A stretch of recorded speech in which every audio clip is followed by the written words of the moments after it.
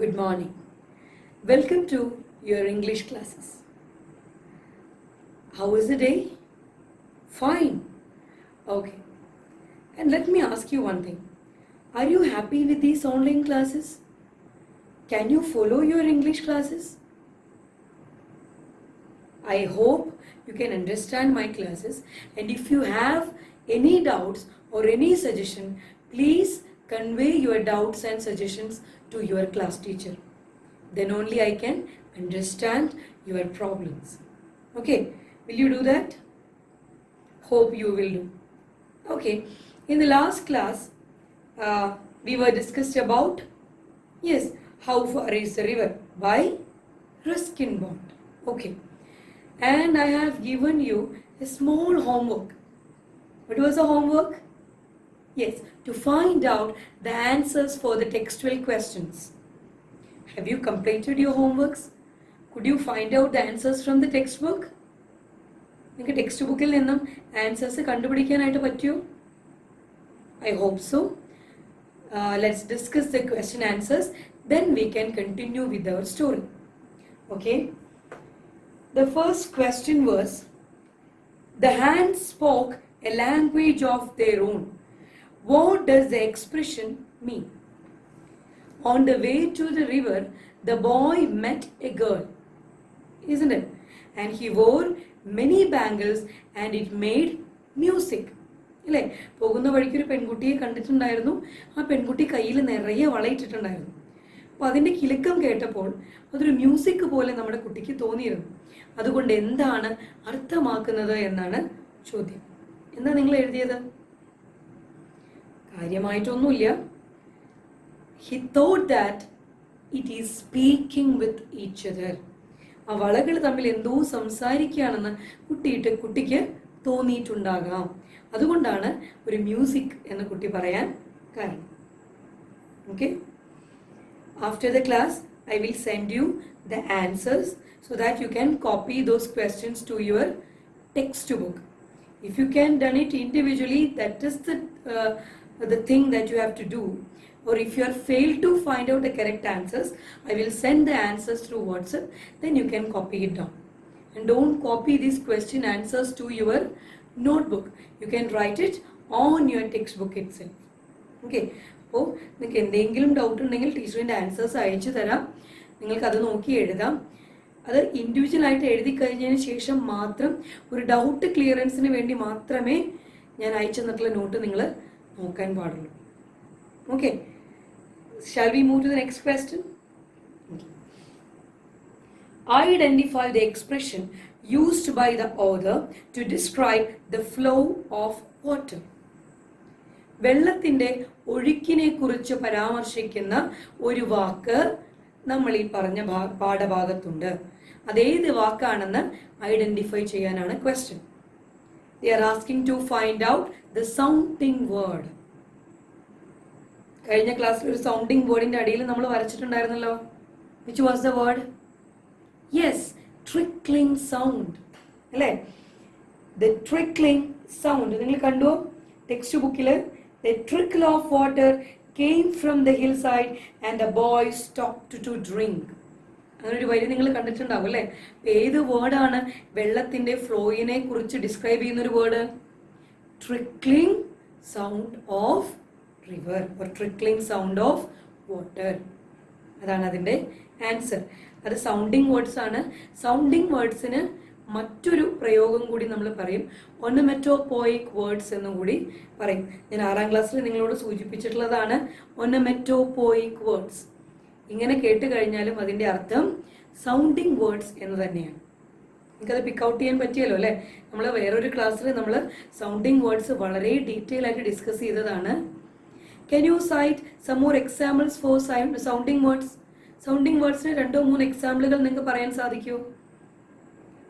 Hissing sound of snake, roaring of lion, yes, humming of bees.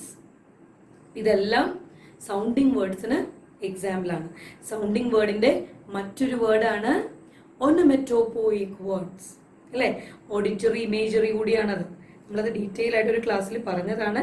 അപ്പോൾ നമുക്ക് അടുത്ത ക്വസ്റ്റ്യനിലേക്ക് പോകാം. Was the boy really thirsty? കുട്ടി ശരിക്കും വളരെ ദാഹം കൊണ്ട് വലഞ്ഞിട്ടാണോ വന്നിട്ടുണ്ടായിരുന്നത്? What made the boy thirsty? എന്താണ് കുട്ടിയെ കൂടുതൽ ദാഹമുള്ളവനായി തീർത്തത്? Actually, was the boy really thirsty? No, he was not that much thirsty. അത്ര ദാഹമൊന്നും ഉണ്ടായിരുന്നില്ല. But the sharp, refreshing water from the hillside made him feel more thirsty. ആ ഹിൽ സൈഡിൽ നിന്നുള്ള വളരെ റിഫ്രഷിംഗ് ആയിട്ടുള്ള ആ കോൾഡ് വാട്ടർ അവൻ കുടിച്ചു കഴിഞ്ഞപ്പോൾ അത് അവനെ കൂടുതൽ ദാഹമുള്ളവനായിട്ട് തോന്നിപ്പിക്കുകയാണ് ചെയ്തത് അല്ലേ? Actually he was not that much thirsty, but when he drank the cold, sharp, refreshing water from the hillside, and it made him feel more thirsty. I hope you could find out the answer correctly. Okay, the last. Why was the boy sure that he had covered half the way? കുട്ടിക്ക് എങ്ങനെയാണ് താൻ പകുതി വഴി പിന്നിട്ടു എന്ന് മനസ്സിലായത്? എങ്ങനെയാ മനസ്സിലായത്? ലാസ്റ്റ് വരി ഇവിടെ ഉണ്ട് അല്ലേ? He was sure he had gone halfway. He had walked for over an hour. അവൻ 1 മണിക്കൂറിലധികമായി നടക്കാൻ തുടങ്ങിയിട്ട് അതുകൊണ്ട് തന്നെ കുട്ടിക്ക് ഉറപ്പായിരുന്നു കുട്ടി പകുതി വഴി പിന്നിട്ട് കഴിഞ്ഞു എന്നുള്ളത്. നിങ്ങൾ അതിന്റെ ആൻസർ ഒക്കെ കണ്ടുപിടിച്ചില്ലേ? ശരി.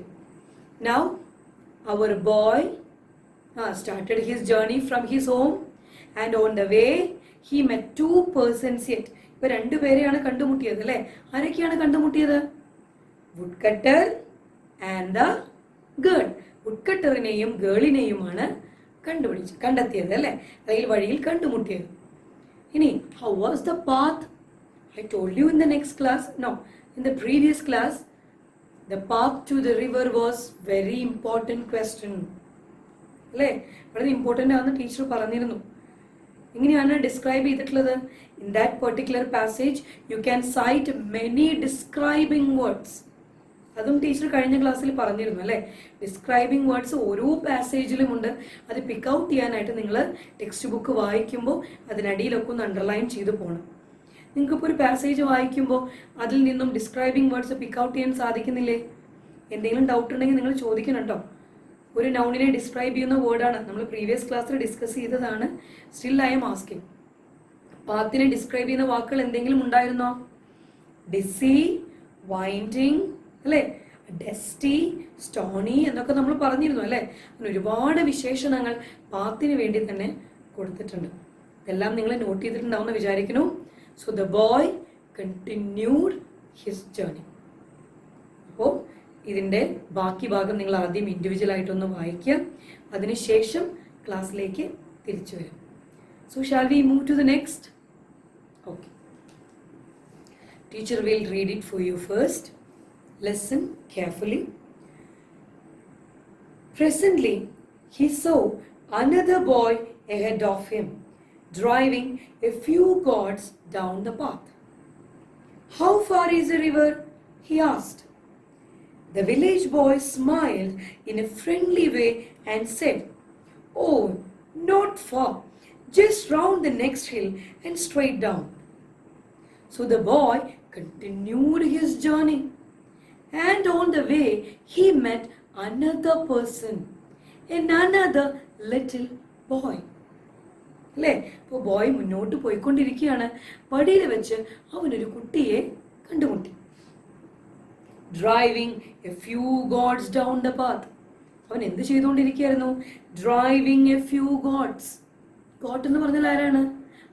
ആടുകളെയും മേയിച്ചുകൊണ്ട് ഒരു കുട്ടി വരുന്നത് അവൻ ഈ വഴിക്ക് വെച്ച് കണ്ടു. സെയിം ക്വസ്റ്റ്യൻ ആ കുട്ടിയോടും അവൻ ചോദിച്ചു. എന്താണ് അവന് ചോദിക്കാനുള്ള ചോദ്യം? How far is the river? The same question repeated by the boy. Okay, look into your textbook while I am reading, okay? The village boy smiled in a friendly way. Village boy എന്താ ചെയ്തത്? വളരെ സൗഹൃദപരമായി അവനോടൊന്ന് ചിരിച്ചു. And said, എന്നിട്ട് പറഞ്ഞു, "Oh, not far. ഇവിടെ നിന്ന് അത്ര ദൂരമൊന്നുമില്ല. Just round the next hill." തൊട്ട് മുമ്പിൽ കാണുന്ന ആ ഹില്ല് നീ ഒന്ന് റൗണ്ട് ചെയ്യേണ്ടതായിട്ട് വരും. And straight down. അതിനുശേഷം എന്ത് ചെയ്യണം? താഴേക്ക് സ്ട്രെയിറ്റ് ആയിട്ടൊരു റോഡ് കാണാം, അതിലെ നേരെ പോയാൽ മതി, നമുക്ക് റിവറിലേക്ക് എത്തിച്ചേരാമെന്ന് നമ്മുടെ ബോയ് കുട്ടിക്ക് വഴി പറഞ്ഞു കൊടുത്തു. The boy feeling hungry. അപ്പൊ കുട്ടിക്ക് ഇത്രയും നടന്ന് ക്ഷീണൊക്കെയായി. അപ്പൊ അവൻ എന്തായി? ഹംഗ്രി, വിശപ്പ് തോന്നി തുടങ്ങി. Unwrapped his loaf of bread and broke it in halves, offering one portion to the village boy. They sat on the hillside and ate in silence. So after he completed a long way, so he became very hungry. So there is a packet in his hand, a small packet. What is in the packet? Yes, the loaf of bread. He took a loaf of bread from his home and he wrapped in a newspaper. ഓർമ്മയില്ലേ നിങ്ങൾക്ക്? ഒരു loaf of bread news പേപ്പറിൽ പൊതിഞ്ഞു കൊണ്ടുവന്നത്. He unwrapped it. റാപ്ഡിന്റെ opposite ആയിരിക്കും unwrapped, അല്ലേ? അപ്പൊ അൺറാപ്ഡ് എന്ന് പറഞ്ഞാൽ എന്തായിരിക്കാം? പൊതി തുറന്നു. അവൻ ഒറ്റയ്ക്കാണോ കഴിച്ചത്? അല്ല. അവൻ എന്താ ചെയ്തത്? He cut it into 2 pieces. അവൻ രണ്ടായിട്ട് അത് മുറിച്ചു. And offered 1 piece to the village boy. അവൻ ഇപ്പൊ കണ്ടുമുട്ടിയ ആ കുട്ടിക്ക് അതിന്റെ പകുതി അവൻ കൊടുത്തു. They sat. അവർ എവിടെയിരുന്നത്? Near the hillside. ആ ഹിൽ സൈഡിൽ ഇരുന്നു കൊണ്ട് they ate in silence. നിശബ്ദമായി അവരത് അവിടെ ഇരുന്ന് കഴിച്ചു. It's a very good quality, isn't it? To sharing food. അവൻ ഒറ്റയ്ക്ക് കഴിക്കുകയാണോ ചെയ്തത്? അവൻ അവൻ്റെ ഭക്ഷണം അവനിപ്പോൾ കണ്ടുമുട്ടിയ, അവന് കൃത്യമായി വഴി പറഞ്ഞു കൊടുത്ത ആ കുട്ടിക്ക് പങ്കുവെച്ചു കൊടുത്തു, അല്ലേ? Are you a boy like this boy? Okay. The next passage.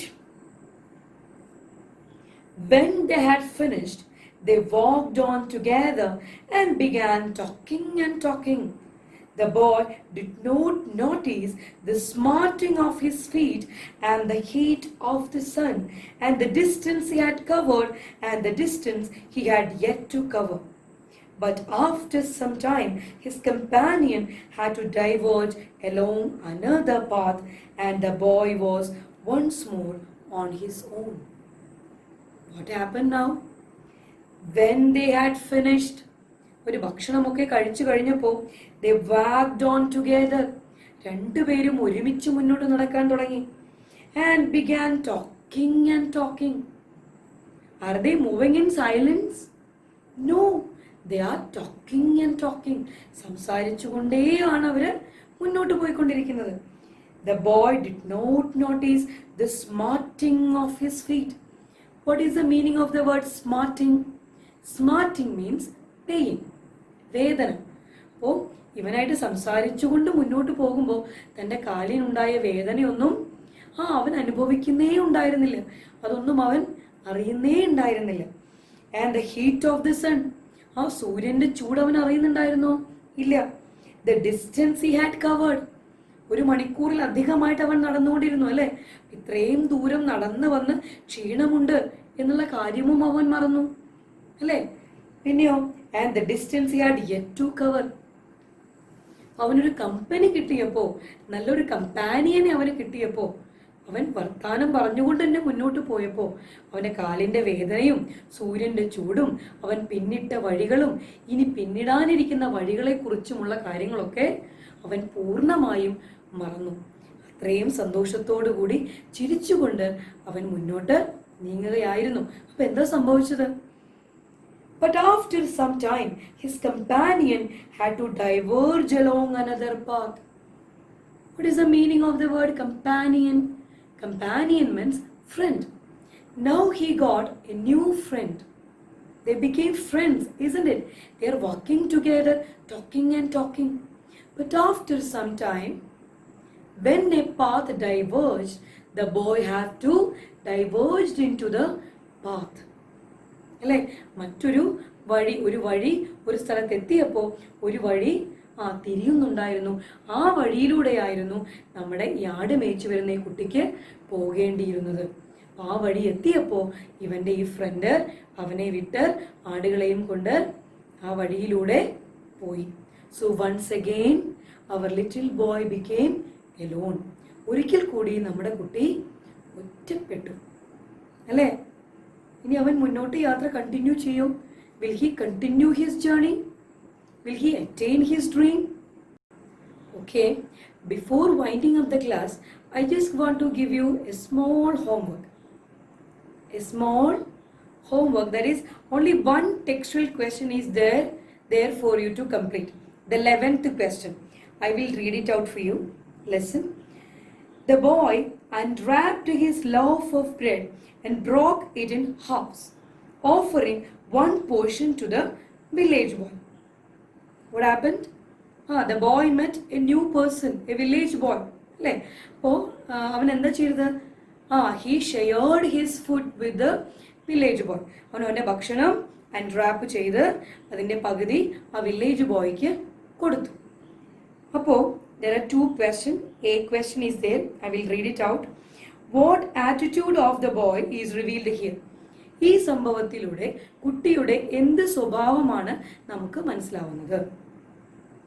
Is he very cruel? No, he is very kind-hearted and sympathetic. Alle? Is he very kind-hearted? Yes, because he shared his food with his new friend. It is a very good quality, isn't it? So you have to write the answer of this question in your own words. Can you write? I hope you can do it. Okay, shall we move to the B question? Okay. Have you ever shared your food with the needy? Describe such experiences, if any. നിങ്ങൾ എപ്പോഴെങ്കിലും നിങ്ങളുടെ ഭക്ഷണം ആവശ്യമുള്ള ഒരാൾക്ക് share ചെയ്ത് കൊടുത്തിട്ടുണ്ടോ? അങ്ങനെയുള്ള ഒരു എക്സ്പീരിയൻസ് നിങ്ങൾക്കുണ്ടോ? അങ്ങനെ ഉണ്ടോ എന്ന് ചോദിച്ചാൽ നിങ്ങൾ ഇല്ല എന്നേ പറയുള്ളൂ എന്ന് എനിക്കറിയാം. അപ്പോൾ ഇല്ല എന്ന് പറയണ്ട, ഉണ്ട് എന്ന് തന്നെ എഴുതാം, യെസ് എന്ന് തന്നെ എഴുതാം. Then write some experiences. If you don't have any experiences, you can create an experience. അല്ലേ? ഒരു എക്സ്പീരിയൻസ് ഉണ്ടായി എന്ന് വിചാരിച്ച് അത് ക്രിയേറ്റ് ചെയ്ത് നിങ്ങൾ എഴുതാം in your own words. Only 2 or 3 sentences. അത് നോട്ട് ബുക്കിലേക്ക് എഴുതേണ്ട ആവശ്യമില്ല. Write it in your textbook itself. So can you complete this question? Okay. So read your textbook thoroughly. Okay. And find out the describing words. And also check the glossary page. Don't forget to check the glossary page. Hope you all will read and study. Hope you all understood this passage. So we can meet in the next class. Thank you.